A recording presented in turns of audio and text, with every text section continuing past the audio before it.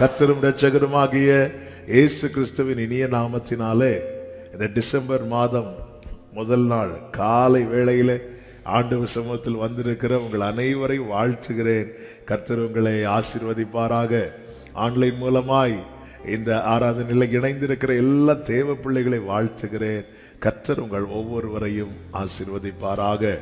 ஒவ்வொரு மாதமும் தேவன் கிருபையாய் அவருடைய சமூகத்திலிருந்து அந்த மாதத்தை துவங்க வைக்கும் போது கர்த்தர் நமக்கு தருகிற வார்த்தைகள் அந்த மாதம் முழுவதையும் நம்மை நடத்துகிறது.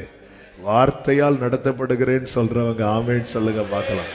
கடந்து வந்த பாதையெல்லாம் திரும்பி பார்க்கும்போது ஒவ்வொரு மாதமும் கர்த்தர் பேசுகிறார், நம்மோடு பேசுகிறார். பர்சனலா சொல்லணும்னா என்னோடு பேசுகிறார், எனக்காக பேசுகிறார். ஆமென், ஹல்லேலூயா. ஏசாயா தீர்க்கதரிசன புஸ்தகம் 42வது அதிகாரம்.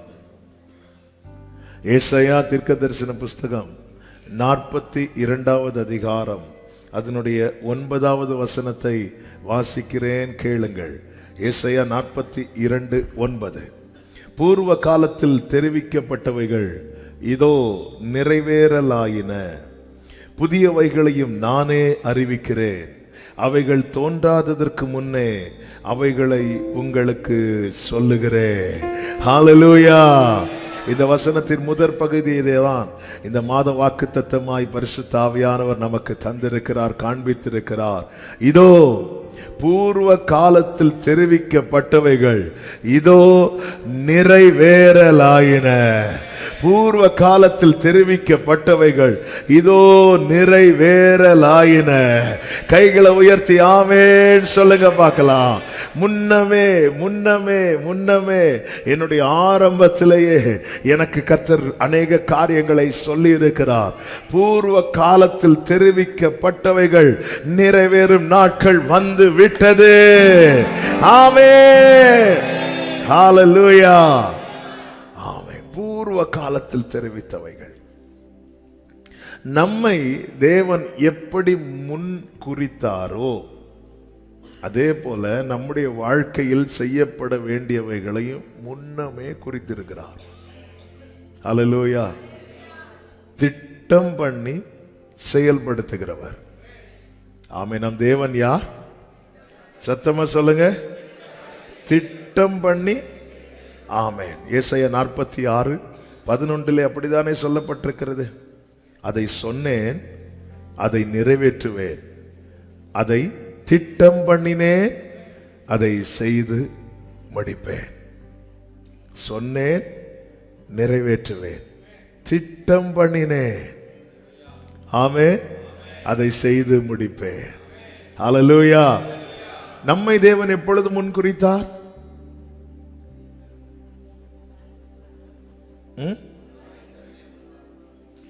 உலக தோற்றத்துக்கு முன்னே. ஆமென். எபேசியர் 1:4 உலக தோற்றத்திற்கு முன்னே. உலக தோற்றத்துக்கு முன்னமே நம்மை கர்த்தர் தெரிந்தெடுத்தார். கிறிஸ்துவுக்குள் நம்மை முன்குறித்திருக்கிறார். இதெல்லாம் உலகம் தோன்றுவதற்கு முன்னமே அவர் தீர்மானித்தது. உலகம் தோற்றத்துக்கு முன்னே நம்மை முன்குறித்தவர் நம்மை ஜனிப்பித்தாரா இல்லையா? ஆமென். சிலர் இருக்கிறத பார்த்தா நாங்க இன்னும் பிறக்கவே இல்லைங்கிறது மாதிரி இருக்கிறீங்க. என்னை முன்குறித்தார், என்னை ஜனிப்பித்தார், எனக்கானதை முன்னமே உரைத்திருக்கிறார், அதை நிறைவேற்றுவார். ஆமென் சொல்லுங்க பார்க்கலாம். நம்மை எப்படி முன்னறிந்து முன்குறித்து அழைத்திருக்கிறாரோ அப்படியே நம் வாழ்வில் செய்யப்பட வேண்டியவைகளை முன்னமே அறிந்து அதை குறித்து அதை தெரிவித்து அதை நிறைவேற்றுகிற தேவனாய் இருக்கிறார். ஒன்று உண்டான பிற்பாடு சொல்லுகிறவர் அல்ல. சிலர் எழுப்பி சொல்லுவாங்க தெரியுமா, இதெல்லாம் நாங்க முன்னமே சொல்லியிருந்தோம், அது அப்படியே தான் நடந்தது. அப்படி சொல்லுகிறவர் அல்ல. ஆமென். அவர் சொன்ன பிற்பாடே எல்லாம் உண்டாகும். வெளிச்சம் உண்டாகட்டு என்றார், வெளிச்சம் உண்டானது. அவர் சொன்ன பிற்பாடே எல்லாம் உண்டாகும். என் தேவன் சிருஷ்டிகர். அவர் இல்லாதவைகளையும் இருக்கிறதை போல வரவழைக்கிறவர். உங்க கைகள் குறுகவில்லை, உம்மால் உம்மால் கூடாதது எதுவும் இல்லை. கரங்களை உயர்த்தி சொல்லுங்க. உங்க செலமரே உமா. ஹல்லேலூயா. உம்மால் கூடாது. ஹல்லேலூயா. உம்மால் கூடாது. அதாவது நாட்கள் ரொம்ப ஆகிறதுனால நம்மால் ஏற்றுக்கொள்ள முடியாத நிலைக்கு நாம் தள்ளப்படுகிறோம். இதுதான் உண்மை. ஆபிரகாம் கர்த்தரை விசுவாசித்தான், அது அவனுக்கு நீதியா எண்ணப்பட்டது என்று சொல்லப்பட்டிருக்கிறது ஆபிரகாமை குறித்து. ஆனால் அதே ஆபிரகாம் ஒரு நாளில் கர்த்தர், நான் சர்வ வல்லவர், இப்படி உன்னை நான் பெருக பண்ணுவேன்லாம் சொல்லும் போது ஆபிரகாம் சிரித்தான் என்று வேதம் சொல்லுகிறது. காரணம் இது பூர்வ காலத்திலே அறிவிக்கப்பட்டது. ஏற்கனவே நீங்க அறிவிச்சிட்டு வரீங்க. ஹல்லேலூயா. சாராளும் சிரித்தாள் என்று வேதம் சொல்லுகிறது. பல நேரத்தில் சிரிக்கிறது தவிர வேற வழி இல்லை. அப்படிதான் நமக்கு தோன்றும். சூனேமியாள் எலிசாவுக்கு வீட்டில் இடம் கொடுக்கிறாள், கனப்படுத்துகிறாள், பராமரிக்கிறாள். எலிசா பார்க்கிறான், இந்த வீட்டில் ஏதோ ஒரு குறை இருக்கு, ஏதோ செய்யணுமே, என்னப்பா அப்படி கேட்கும்போது தான் கூட இருக்கிற வேலைக்காரன் சொல்லுகிறான், இவளுக்கு குழந்தை இல்லை. உடனே எலிசா சொல்றார், ஒரு உற்பவ கால திட்டத்திலே உன் கையில் ஒரு குமாரன் இருப்பான்னு சொல்லும் போது ஆமேன் சொல்ல வேண்டியவள் சொல்லுகிறாள், அடி எனக்கு அபத்தம் ஒன்றும் தயவு செய்து பொய் சொல்லிடாதீங்க. பல நேரத்தில் நாம் அப்படி வாயை திறந்து சொல்லவில்லை என்றாலும் நமக்குள் இப்படிப்பட்ட கேள்விகள் தான் எழும்புகிறது. ஆனால் நம் தேவன் யார் என்பதை தேவ பிள்ளைகள் அறிந்திருக்க வேண்டும்.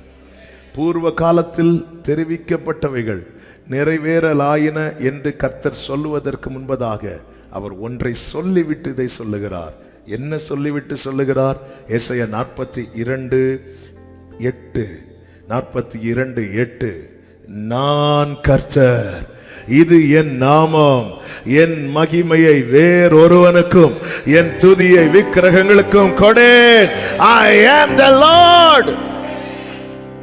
இதை சொல்லிட்டு சொல்லுகிறார். பூர்வ காலத்தில் தெரிவிக்கப்பட்டவைகள் இதோ. எல்லாரும் சொல்லுங்க, இதோ. எதுக்கு இதோ சொன்னீங்க? பக்கத்துல வந்து நிறைவேற போகுது, நிறைவேற போகுது, நிறைவேற போகுது. ஹல்லேலூயா. பூர்வ காலத்தில் இது யாரோ சொன்னதல்ல. ஹல்லேலூயா. இதை கர்த்தர் யாரை கொண்டு எழுதினாரோ, எழுதின ஏசாயா இன்னைக்கு இல்ல, ஆனால் எழுத வைத்தவர் இன்னைக்கு இருக்கிறார். அவர் கர்த்தர். ஆமென். மல்கியா 3:6 என்ன சொல்லப்பட்டிருக்கிறது? நான் கர்த்தர், நான் மாறாதவர். I am the Lord, I do not change. மாறாதவர். யாக்கோபு 1:17 சொல்லப்பட்டிருக்கிறது, அவரிடத்தில் யாதொரு மாறுதலும் யாதொரு வேற்றுமையின் நிழலும் இல்லை. ஆமென். எனக்கு என்ன செய்யணும்னு அவர் நினைக்கும் போது எப்படி இருந்தாரோ அப்படியே தான் திட்டம் பண்ணும் போதும் இருந்தார். அப்படியே தான் எனக்கு வாக்கு உரைக்கும் போதும் இருந்தார். அப்படியே தான் என் வாழ்க்கையில செய்யும் போதும் இருப்பார். காரணம், அவர் இருக்கிறவராகவே இருக்கிறவர், எப்பொழுதும் இருக்கிறவர். நம் தேவன் கர்த்தர். ஏன் கர்த்தர்? நான் கர்த்தர் என்று தம்மை வெளிப்படுத்திவிட்டு இதை சொல்லுகிறார் என்றால் அவரை நம்பி இருக்கிற தேவ பிள்ளைகள் புரிந்து கொள்ள வேண்டும். இல்லாத எந்த வாய்ப்பும் இல்லாத சூழ்நிலையிலும் ஆமென், தேவனால் எல்லாம் செய்ய முடியும் என்பதை தேவ பிள்ளைகள் நம்பணும். தேவன் இருக்கிறார் என்று விசுவாசிக்கிறோம், எல்லாரும் விசுவாசிக்கிறோம். ஆமென். ஆனா தேவ பிள்ளைகள் நம்பிக்கை எப்படிப்பட்டதா இருக்கும்? கர்த்தர் செய்வார், கர்த்தர் செய்வார். பூர்வ காலத்தில் தெரிவிக்கப்பட்டவைகள் இதோ நிறைவேறல. அவர் கர்த்தர் என்பதை தாவீது அறிந்ததுனாலதான் வெகு தூரத்து செய்தியை கேட்ட போது தாவீதுக்கு மன தைரியம் கிடைத்தது. ஆனா நாளைக்கு கர்த்தர் செய்வாருங்கிற செய்தியை கேட்கும் போதும் நம்மளால இன்னும் அந்த தைரியத்துக்குள் வர முடியாமல் இருக்க காரணம் என்ன தெரியுமா? அவர் கர்த்தர் என்பதை நாம் இன்னும் சரியாக அறியவில்லை. எல்ஷடாய் சர்வ வல்லவரே, எல்லாம் நம்புறவங்க மாத்திரம் கரத்தை உயர்த்தி இல்லாதவைகளை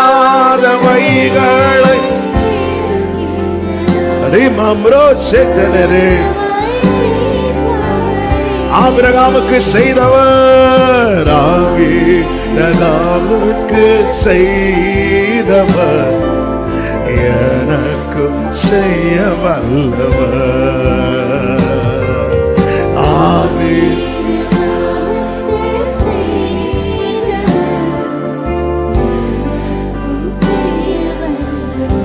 அல்லேலூயா. பூர்வ காலத்தில் தெரிவிக்கப்பட்டவைகள் இதோ நிறைவேற